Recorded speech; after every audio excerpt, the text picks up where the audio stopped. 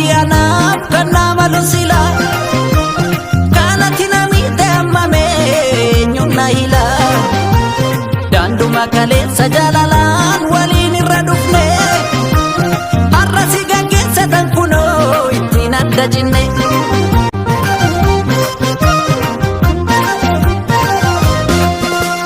sila kana miti anaaf kan nama lusila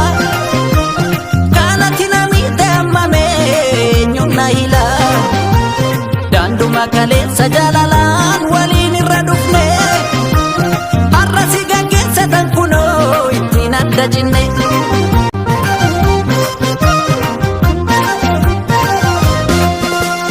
sila kana miti anaaf kan nama lusila kanatti namiite ammame eenyuun na hila daanduma kaleessa jaalalaan waliin irra dhufne